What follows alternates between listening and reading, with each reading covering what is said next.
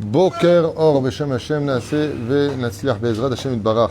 En ce lundi 5 du mois de septembre. C'est bien ça, on est bien d'accord, j'ai peur de dire de bêtises. Et le tête, donc le 9 du mois de Elul. Nous avons un premier shiur pour cette journée d'aujourd'hui, acheté par Noémie et Menachem Chayot pour un bon zivug Angun, Bezrat Hashem pour Shirli Chaya, Sarah Bat Nava, et qu'on souhaite Bezrat Hashem une belle choupa cette année avec un prince charmant à elle et pour tous les bnot Israël, vraiment. Il y a beaucoup de bnot Israël qui veulent aujourd'hui trouver chaussures à leurs pieds.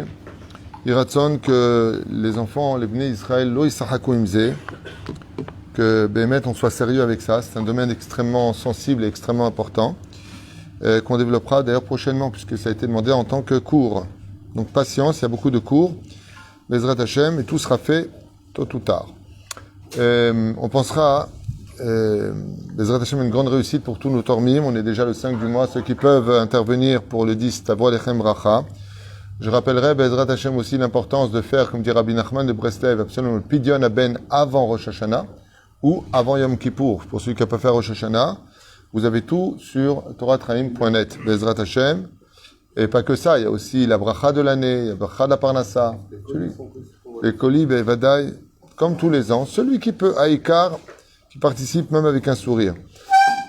Vraiment une grande refouach lema pour toi. Bezrat Hashem, Sarah Taleb Batfrat Myriam. On pensera aussi à Joël, Myriam Bat Sarah, qui on souhaite beaucoup de refouach lema Yamnaï, Ben Esther, et toute notre liste, Raya Rochama Esther, Batrivka, Baro Ben Routsoufan, Meir Ben Routsoufan, Shlomo, Jean-Luc Ben Zeira, Nachman, Nessim Nachman, Ben, Rachel, Odaya, toute notre liste, Lenou Nishmat, Elef Favdalim, Shel Hashem Atov, Shlomo Ben Chana, qui nous a quitté le papa de Nissim Abekassis, Roi Hashem Tenachenu Began Eden, Hashem Atov, Gérard Yosef Ben Israël, Roi Hashem Tenachenu Began Eden, Julie Yom Tov Ben Ismin Yadon, je crois qu'il a fini l'année, je suis pas sûr, Mordechai Ben David Hacha et toute notre liste aussi longue. Et on commence tout de suite, René Makhlouf Ben Sarah, par la même occasion. Et bien entendu, toute l'équipe de Al-Moshe, à mon épouse, et tous ceux qui sont au bureau et qui travaillent, hein, surtout les techniciens, la juge. Alors je vous propose deux études, ou une sur Bezrat Hashem, le Zohar HaKadosh peut-être, ou une deuxième sur la mitzvah du Maaké et des 9 conditions qu'on apprend des ségoulottes de cette mitzvah très particulière du Maaké. Je peux juste expliquer que je suis en chiot et qu'il peut rien faire maintenant, ce serait bien. Parce qu'il n'a pas l'air de vouloir comprendre ou de bouger. Tov. Alors on commence avec Zohar ou Maaké? Maaké. Tov. Be'ezrat Hashem, mitzvat Maaké pour un bon zivug agun, batzlacha va'alvacha. Katuv. Ki tivne bet hadash vasita ma'ake legagecha, dans la paracha que nous avons, de Ki tetzer la milchama levecha veshavita shivyo, il y a marqué, quand tu construiras une nouvelle maison, donc ta maison, vasita ma'ake legagecha, et que tu feras une barrière de protection sur le toit pour ne pas tomber. Donc aujourd'hui, nous avons des toits en larçonne de chaque côté avec des tuiles. Mais avant, et encore jusqu'à aujourd'hui, à émettre dans tous les immeubles, eh bien, il y a la mitzvah du Maaké. Il y a la mitzvah du Maaké en haut pour ne justement pas laisser les gens tomber de l'autre côté. Velo tassim damim bevetecha. Et pourquoi cette mitzvah-là, au niveau du pshat de la Torah, est-elle si importante? Tu ne mettras pas du sang dans ta maison. De là, on apprend qu'on peut verser le sang dans la maison. Et on va expliquer aussi, alpi chassidut, qu'est-ce que cela veut dire. Pourquoi? C'est très simple. La personne qui monte sur le toit, s'il n'y a pas de barrière protectrice, elle pourrait facilement tomber. Donc n'importe quel abruti le comprendrait. C'est évident. D'accord? Donc tu ne mettras pas de maison. De là, on apprend qu'on a une responsabilité dans les demeures, à savoir de ne pas faire quoi que ce soit qui puisse emmener une personne à tomber ou à mourir, comme tes médicaments par exemple. Puisqu'il y a des enfants, tu les mets, ils peuvent confondre entre des médicaments et des bonbons. Donc tu mets toujours un médicament hors de portée. Ou alors l'eau de Javel. Combien d'histoires j'ai entendu d'enfants qui ont bu des produits ménagers qui malheureusement ça leur a coûté cher.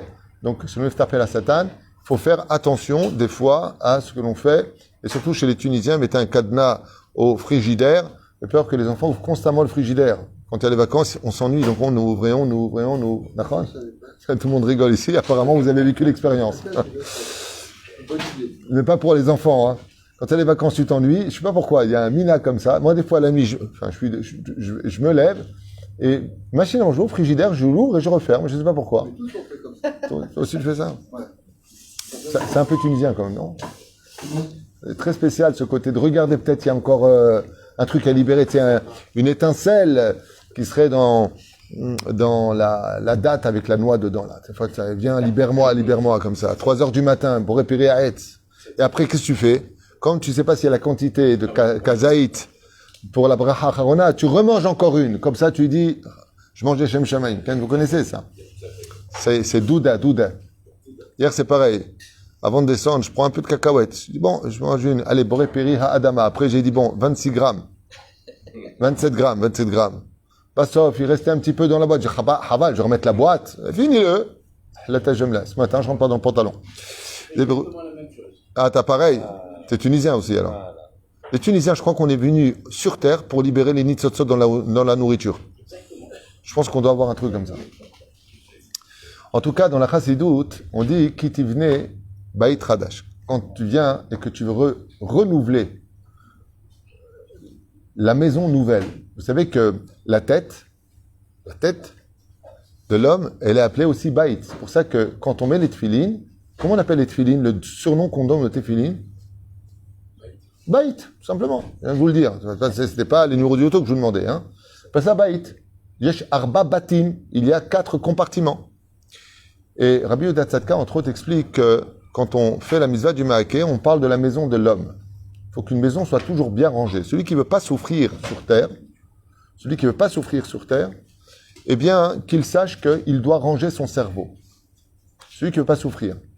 C'est-à-dire que quand tu ne fais pas d'amalgame dans la vie, quand ton cerveau est bien rangé, par exemple, tu as 50% de bonnes nouvelles, 50% de mauvaises nouvelles. Quelqu'un qui a une maison qui est bien rangée, d'accord? Tu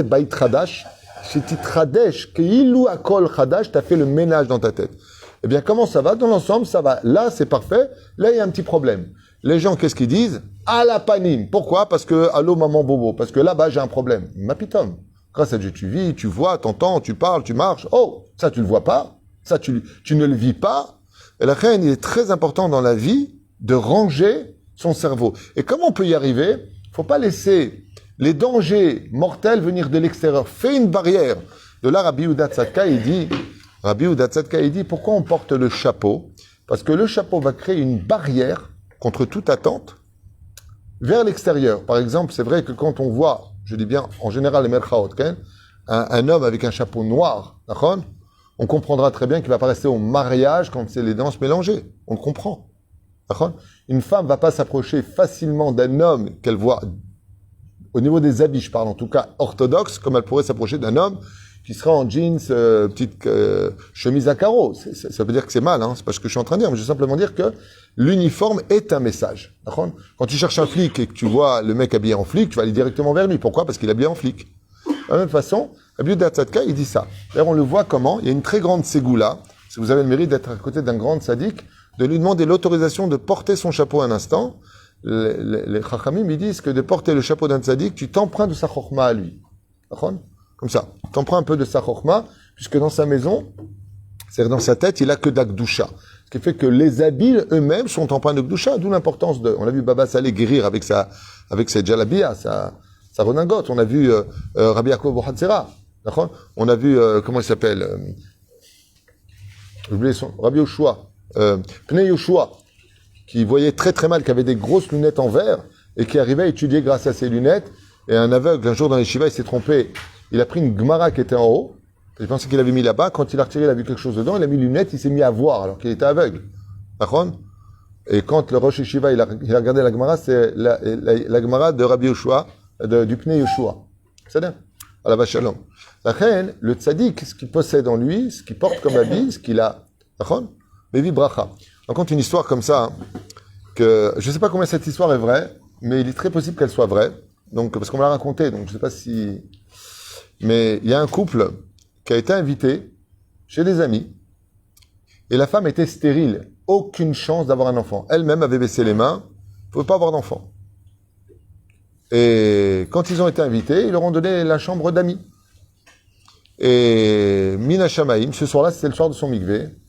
Donc discrètement, elle est partie au mikvé, elle est venue un peu en retard, elle a rejoint son mari. Et voilà que le soir, avec beaucoup de pudeur, elle a mis une serviette sur son lit, enfin sur le lit où elle était invitée, et elle s'est unie à son mari.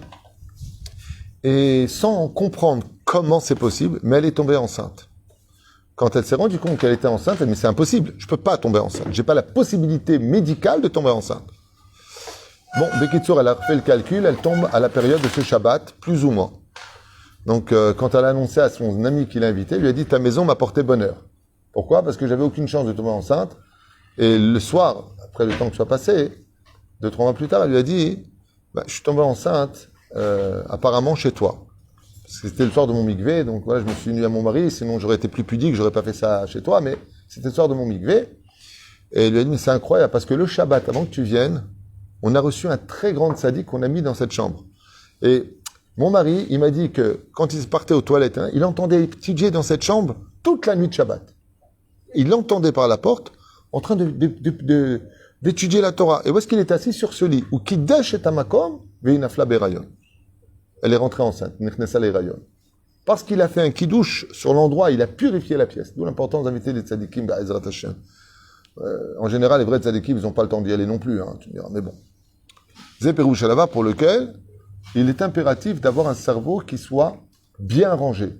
Des fois, tu as un problème avec ton mari ou avec ta femme sur tel sujet, ça ne veut pas dire que ta femme est mauvaise sur tous les sujets. J'en ai marre de toi, je ne te supporte plus. Oh, où tu vas? Hier, tu as dit qu'elle était super sympa, heureusement que tu l'as dans la vie. Ouais, mais ce matin, elle m'énerve. Les gens sont débiles. Ça s'appelle, sachez-le, je n'ai pas honte de le dire, de la débilité. Et cette débilité vient de Ki tivne baitradash vasita maake le gagecha. Fais un maake, fais une barrière dans ta vie. Range les choses. Vous avez une armoire où tout est mélangé à l'intérieur.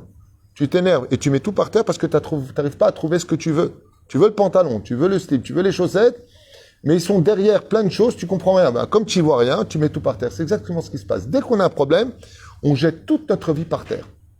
Alors que grâce à Dieu, à Koltov, alors ça va pas. Comme il dit à Kadosh Baruch Hu, il dit, moi, j'ai pas de Beth Amikdash, ok, mais au moins, je peux aller chez mes enfants. Au moins, j'ai quand même un pays. Au moins, Baruch Hashem, je suis roi pour les anges. Si sur terre, il ne veut pas faire encore de moi un roi. Le Baruch Hu, il fait pas d'amalgame. Il dit, là, ça va moi. Là, ça va pas du tout. Le Baruch Hu, yodem aussi. Et la reine, quand on veut être saloul, on dit en hébreu saloul, c'est-à-dire pur d'esprit, zemachet tsarich. Il y a une kala qui m'a dit, Rav Tuitou, j'ai pas trouvé mon mari, Baruch Hashem. Je dis, pourquoi tu dis Baruch Hashem? Il me dit, parce que moi, j'aurais pas divorcé. Je trouve ça très mignon. Il y a tellement de divorces toute la journée, tellement de gens qui se déchirent les uns les autres. Et au fait, j'ai une chose à vous dire. Les ennemis qui nous aiment pas, les juifs, c'est pas la peine de vous occuper de nous, on s'occupe très bien. On se pourrit la vie entre nous en ce moment, c'est magnifique. Il n'y a pas besoin de vous fatiguer. Tiens, on va faire du mal aux juifs. Non, le mari va s'en occuper, ou la femme va s'en occuper. Ou les enfants vont s'en occuper, ou les parents vont s'en occuper. On n'est plus capable de vivre normalement. On n'est plus capable de vivre sans se critiquer. On n'est plus capable de vivre sans se faire du mal. C'est fou, ça. On n'est même plus capable de s'écouter. Laisse tomber maintenant de Shalom Bayit. S'écouter. Je ne veux pas t'écouter. Tu ne m'intéresses pas. Il n'y a que quand on prend des coups terribles sur la tête, qu'est-ce qui se passe? Oui, police, votre femme est décédée à l'accident de voiture. Ah, ma femme! Mais juste avant, c'est toi qui l'as tuée, j'ai pas compris. Tu lui as esquinté sa vie. Ou elle t'a esquinté la tienne. Peu importe, je ne rentre pas dans qui a fait quoi a fait qui. Et la reine, chez Agag, Mazé Agag, c'est le toit. Et le toit, il a quelque chose de très particulier dans une maison. C'est que c'est le point de rencontre entre l'horizon et ta personnalité. Quand tu vis à l'intérieur de ta maison, tu es entre tes quatre murs. Quand tu vis à l'intérieur de ta maison, tu ne vois pas ce qu'il y a au-delà de ta ville. Mais quand tu montes sur le toit, comme le dit la Gemara, la Beth Knesset, comment tu la reconnais dans une ville? Le toit de la synagogue doit dépasser tous les autres toits du village ou de la synagogue. C'est pour ça que les chrétiens, ils ont fait des églises de clochers. Pourquoi ils montent haut? Ça vient de la Torah. Tout ça, ça vient du Talmud, bien avant que ne naisse cette religion. Et la reine, pourquoi? Parce que quand tu venais à la synagogue, non seulement tu devais la voir de loin, mais c'est un message. Celui qui a un esprit qui est rangé, il est capable de voir beaucoup plus loin que le bout de sa rue, là où il vit. Il est capable de voir beaucoup plus loin que ce que le quartier lui offre. Quand tu montes sur le toit, tu vois tout l'horizon. Ainsi, quelqu'un qui est capable, Be'ezrat Hashem, de pouvoir regarder les choses avec des barrières dans la vie, par contre, comme c'est marqué, va sous seyag la Torah, alors tes yeux vont être capables de voir tous les dangers qui pourraient arriver chez toi. Et la reine, l'otasim damim, comme il dit Maran Arav Ovadia Yosef Zatzal dans Yabia Omer, la gravité de rentrer des choses qui versent le sang dans une maison, comme les télévisions, les portables non cachers. C'est une addiction qui est très dure et aujourd'hui, vous savez combien de gens ont essayé d'arrêter les portables, ils m'ont dit une phrase incroyable avec ça. La vie est devenue amère, non, pas amère, c'est pas le mot qu'ils ont dit, c'est fade. Essayez de poser vos portables, de plus les utiliser. Le portable ne sert qu'à téléphoner maintenant. Zéou. Envoyez mail et zéou. À partir de maintenant, vous regardez plus aucune émission, plus aucun film, plus aucune série. Bizarrement, vous allez vous retrouver un peu perdu comme un enfant dans un désert qui ne sait même pas où aller. C'est ce que les gens me disent. Mais c'est pas possible. Je posais mon portable, je cherchais comme un fou, comme la drogue, comme une cigarette. Les gens finissent à peine Shabbat, à peine. Baruch Hamavdil ben Kodesh Echod. Ils courent vers les portables. Pas ils vont. À part Meir. Non mais d'accord, mais c'est pour ça que tu m'appelles dès que ça sort. Oui, ne dis pas moi, t'es le premier à m'appeler. Mais la reine, il est pur. Meir, il est pur. Bémet, il est pur. D'où l'importance, Be'ezrat Hashem Barach, de faire la part des choses, de faire Be'ezrat Hashem, avoir un esprit qui est tsaloul. Et pour cela, Al tachnis damim bevetecha. Ne rentre pas des choses qui vont te rendre fou. Ne rentre pas des choses qui vont te rendre malade. Parce que ça influence sur toi. Quand tu es sur ton portable, dit le Rav Ovadia Yosef, il n'y avait pas les portables à l'époque quand tu as écrit Abia Omer. Il y avait les télévisions. Il dit, Atam achnis damim, tu rentres du sang à la maison. Pourquoi? Ça te rend fou. Ton esprit, il rentre à l'intérieur de lui beaucoup d'impuretés. Parce que tu vois que des choses impures. C'est l'otov. Même si tu peux voir aussi des cours de Torah. Je ne dis pas, mais qui regarde vraiment des cours de Torah? Quoi qu'il y en ait pas mal qui me dit, je vous dis franchement, que tous les soirs dans leur lit, regardaient sur leur écran, beaucoup m'ont dit ça. Je dis pas ça pour parler de moi, je dis ce que l'on m'a dit. Ils regardaient des séries, et depuis ils regardent les cours du Rav Twitou, comme ça ils me disent. Ils mettent sa tête et doute. C'est fachot, c'est tov. L'écran, c'est pas ce qui dérange. Vous voyez, dans cette synagogue, il y a un écran pour annoncer les horaires. Enfin, à la base, il est éteint là pour l'instant, mais à la base. Okay, c'est pas l'écran, c'est ce que tu fais de l'écran. C'est là-bas. Et la reine, kama hashuv, si on veut réussir une vie et ne pas rentrer des mauvaises nouvelles dans sa vie, de réintroduire dans notre esprit de la pureté et de mettre une barrière de telle façon à ne pas extrapoler au-delà de la réalité. Parce que le problème que nous avons dans le côté émotif de nos réactions, la réactivité que nous avons, elle est négative. Pourquoi est-ce qu'elle est négative? Eh bien, parce que on va donner de l'importance à des choses qui n'en avaient pas, par manque de connaissances, par impulsivité.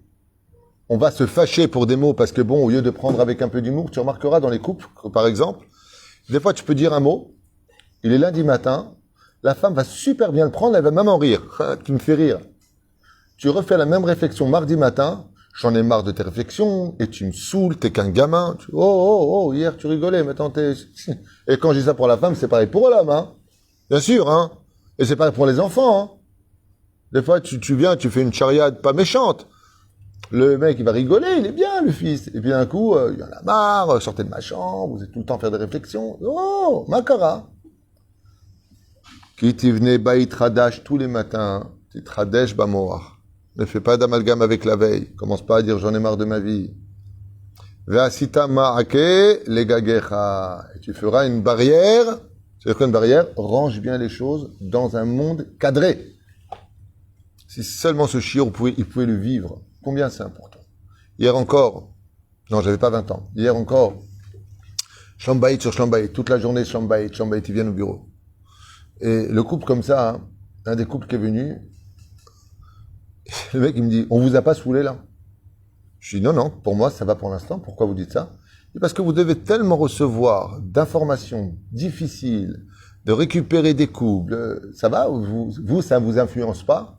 Et je lui ai dit, ici, tout est bien rangé. Quand ici c'est bien rangé, c'est bien rangé. Il y en a qui pourront vous le dire ici, quand je parle professionnel travail, c'est professionnel ce travail. Quand je suis avec ma femme, je suis avec ma femme. Quand je suis avec mes enfants, je suis avec mes enfants. Quand je suis dans l'étude, je suis dans l'étude. Quand je suis à la mairie, je suis à la mairie. Quand je suis Kol davar bamakom. Je ne peux pas appartenir à tout le monde. Quand je suis là, je suis là. Quand tu es dans tes heures de travail, prends pas ton téléphone à travailler, te manicologie, je sais pas quoi. Quand tu es dans l'étude, tu es pas dans le travail.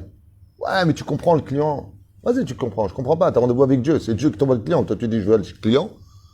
Attends, nimta bamakom. Range ta vie. Range ta vie. Tu veux être bien. Tu veux être ordonné. Range ta vie. Range ta vie. À partir du moment où tu as fait ça, fais attention de ne pas introduire dans ta vie qui est rangée des choses qui peuvent verser ton sang. Le mec, il me dit, ouais, moi j'ai mon heure d'étude, mon heure de film. Le lotov. Parce qu'il y a une suite.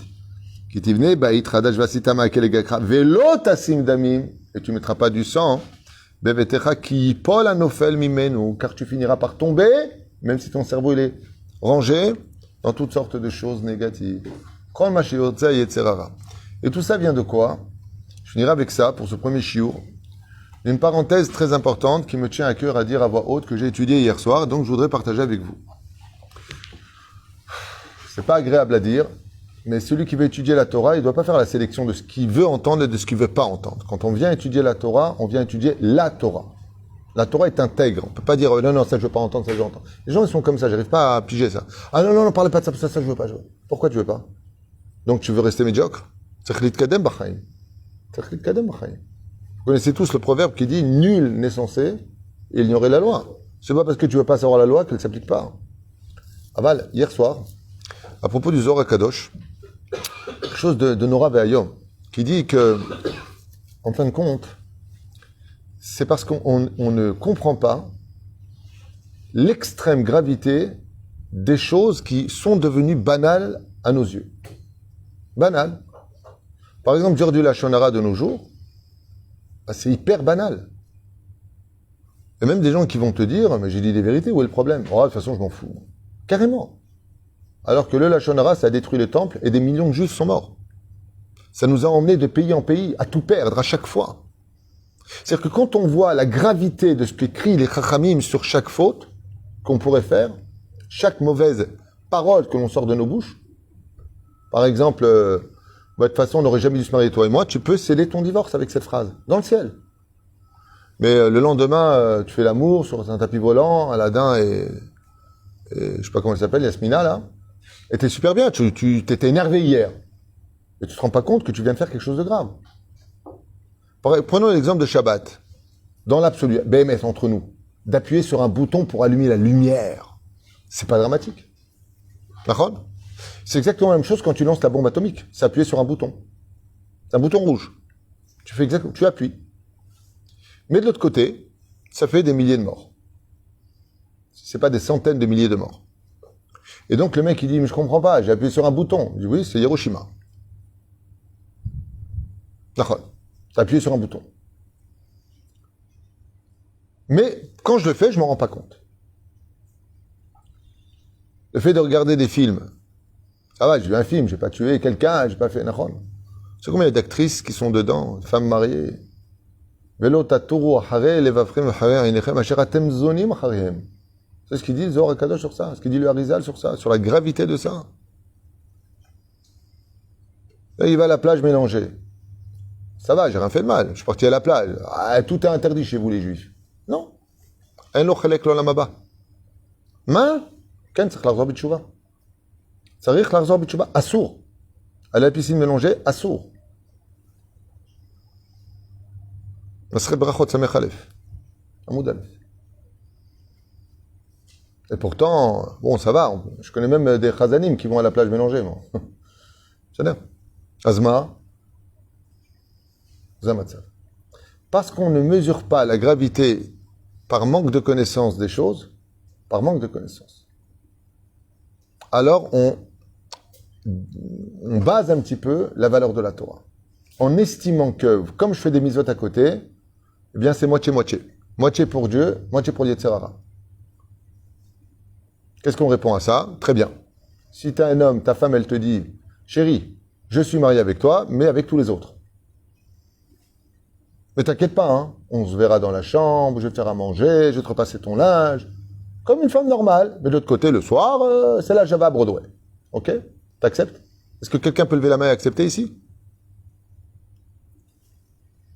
Est-ce qu'une femme accepterait l'idée que son mari lui donne tout ce qu'elle veut, tout ce qu'elle a besoin, et qu'il la trompe du matin au soir?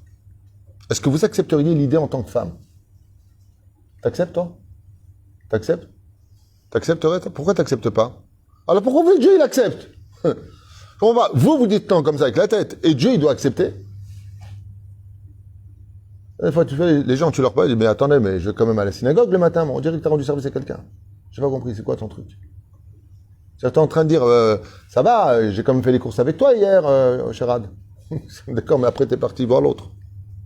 Pourquoi personne n'accepterait l'idée d'être trompé, qu'on lui mente? Hypocrisie, trompé, et Dieu, il doit accepter, j'ai pas compris. Vraiment. La reine, c'est la raison bitchouva. Le osif, des barrières pour que Bezrat Hashem, on reste bien chez soi. Bevetecha, dans ta maison. Ta maison, c'est ton ken, c'est ton nid, on dit en hébreu. Le ken veut dire nid. Ken? Et pour pouvoir accéder à cela, il est impératif d'avoir un esprit bien rangé. Hein? Combien de fois, pour des ch'touillottes, vous n'allez pas vous parler pendant une journée entière au téléphone? Pour des ch'touillottes. Le mari, il a laissé son café sur la table. Mais je comprends pas, tu peux pas le mettre dans l'évier? Non, t'as qu'à le mettre toi, au moins tu serviras à quelque chose. Et hop, c'est parti pour 2 jours, on se parle pas. Aïe! Aïe! Comment il fait un Tunisien si sa femme lui dit ça? Qu'est-ce qu'il ferait un Tunisien? On va arranger l'histoire? Non, moi je connais pas comme ça. Moi je connais un Tunisien, il m'a raconté, sa femme, elle lui a raconté la même histoire. Il a pas mis la tasse dans l'évier, il a pris la tasse, il l'a mis dans la poubelle. Il lui dit comme ça, ni tu fais, ni je fais. J'ai adoré. Je lui dis, mais t'es fou! Il est parti chercher la poubelle. Et pour des ch'touillottes, au contraire, moi, si ma femme me dit, tu pourrais le mettre sur, comment dire, l'évier, je prends, je mets sur l'évier. Maïesh. Je préfère faire ça, ce geste-là, et d'avoir un sourire. La malice, côté alcool, d'avar védavar. Par contre, le soir, tu viens, et tu lui parles. Bah, je suis en train de partir, tu me fais revenir en arrière pour remettre ta tasse. Tu aurais pu le faire. Moi, pour toi, je l'aurais fait. Tu sais bien que j'étais pressé. Pas besoin de bras de fer, alcool, d'avar védavar. Regardez tous les couples. Si vous regardez les raisons sur quoi ça démarre, vous pleurez de rire. C'est pas possible. C'est pas sur ça que ça a démarré. Ça peut être pour une chaussure, ça peut être pour un truc qui n'était pas à sa place, ça peut être des ch'touillottes. Qu'avec un seul sourire en disant, regarde, c'est quoi? Je vais ranger 2 secondes. Tac, tac, tac, tac. Tassé, marpat lecha. Tassé shalom. Il y a marqué Oev shalom, Verodev shalom. Poursuis le shalom. Ouais, mais moi, je suis désolé, déjà que je travaille, elle n'a pas à me dire, descends, baba, parce que demain, si tu es malade, qui c'est qui va te soigner? Qui c'est qui va s'occuper de toi? Qui c'est qui va être là pour toi? Qui c'est qui va lancer une chaîne de Teilim? C'est celle qui a eu le bonheur d'avoir le malheur d'avoir demandé à Od Malchuto, votre Altesse, de bien vouloir mettre sa tasse dans l'évier. Nous, Azma, mets-la dans l'évier. Je vais danger d'elle, je regarde, non seulement je la mets dans l'évier, mais en plus je fais la vaisselle, attention. Mais un peu d'humour. On devient fou. Et tout ça, tu sais pourquoi tout ça, Yoni, Sonny? Parce qu'on n'est pas rangé dans la tête. Parce qu'on n'est pas normal. Quand on a un esprit qui est anxieux, pas d'émouna, infesté de toutes sortes de séries de films, toute la journée en train de regarder des femmes et toute la journée en train de regarder des ch'touillottes à droite et à gauche, notre esprit, il ne peut plus être logique. Et tout ce qui va se passer va nous énerver. Tu sais pourquoi? On va vivre dans l'amalgame. Ça veut dire tu rentres du travail, ta mère, elle te dit quelque chose, ou ta femme, elle te dit quelque chose, ou quelqu'un va te dire quelque chose, tu vas dire, à ce moment-là, toi, tu m'en rajoutes pas. Mais je t'en rajoute rien, je te demande un truc qui n'a rien à voir, je suis pas au courant de tout ce que tu as eu dans la vie. Quand tu rentres chez toi, qui tivne baït radash, kol yom tivne ta baït, ton moach, vasita ma'akel egagecha, tu mettras une barrière dans ton cerveau, ça veut vraiment dire, velo tachnis damim bevetecha, et ne rentre pas de sang dans ta demeure. Ne rentre pas des choses qui vont faire verser le sang, comme de vous humilier les uns les autres, vous insulter les uns les autres, ou pire encore, vous maudire les uns les autres, comme dans tellement de maisons. Les choses sont tellement faciles, tellement gratuites, et le pire, c'est que en général, pas chez tout le monde, mais ça finit souvent par s'arranger. C'est tellement dommage. Je voudrais vous donner un dernier joker pour ce chiour. Il y a un mot que Dieu a créé, et qui est tellement merveilleux. Ce mot-là, je trouve que c'est vraiment la clé de beaucoup de problèmes qui s'éteindraient très vite si on l'avait. Ça s'appelle de l'humour. Tourner à la dérision avec humour des situations qui auraient pu exploser. Par exemple, ton mari te dit un truc pathétique, tu peux très bien dire avec le sourire, t'as pas changé mon cœur. C'est mignon, c'est de l'humour. D'accord? En même temps, tu lances un message, et s'il est kick, il va te dire, qu'est-ce que tu veux dire exactement par là? J'ai pas changé. Pourquoi, toi? Toi, t'as changé, toi. Toi, t'étais comme ça, maintenant, t'es comme ça, sauvé Willy. Eh bien, toi, tu lui réponds avec humour, eh bien, au moins, je sais nager.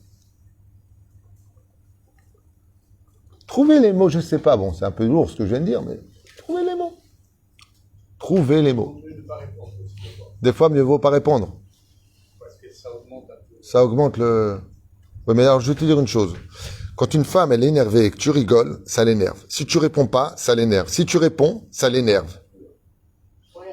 Hein? Des fois, un sourire et une belle phrase du style, regarde, je pense que là, tu es énervé, on en reparlera plus tard, tu fais un clin d'œil et tu t'en vas. Des fois, il faut savoir aussi, ça dépend de quelle femme on parle. C'est vrai qu'une femme qui est très, très, très nerveuse, Gadal, Vitkada, Shemeraba, Beralma, c'est très compliqué une femme nerveuse. On est dans le monde de l'extrême sensibilité, tout le monde est vexé, tout le monde est embêté, tout le monde en a ras-le-bol, tout le monde cherche un cobaye sur qui vider ses nerfs. Ou la dépression, la tajamla. Vous savez qu'aujourd'hui, les psychologues, pour prendre rendez-vous, ils te donnent 3-4 mois. C'est terrible ce qui se passe. Les gens vont mal. Les gens ont un mal de vivre. Et au lieu de s'entraider à la maison, de garder cette barrière autour de nous de protection, quelqu'un qui va mal dans la vie est déjà très dure. Ben, le seul endroit au monde où il a envie de retrouver du réconfort, c'est où? C'est à la maison. Mais c'est pire, à la maison, c'est la guerre mondiale. Pourquoi? J'ai un couple la semaine dernière. Ils sont venus avec l'intention de divorcer. Ma mâche intention de divorcer. La femme m'a dit, sachez une chose, je voulais pas venir. Dans le bureau, ils se sont pris dans les bras. Dans le bureau.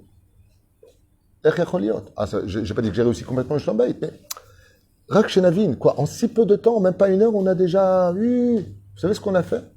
On a fait le ménage. En fin de compte, on a remis les choses à leur place, et quand on les voit avec objectivité, on se rend compte que c'était pas si dramatique et que ça valait pas le coup d'aller jusqu'au divorce. Que ça peut s'arranger. Ça peut s'arranger. Sauf bien sûr avec les PN où, jusqu'à aujourd'hui, je n'ai toujours pas trouvé les solutions pour ce genre de démon au visage d'ange. Yom Tov et sa mère. Kol Tov et Litra.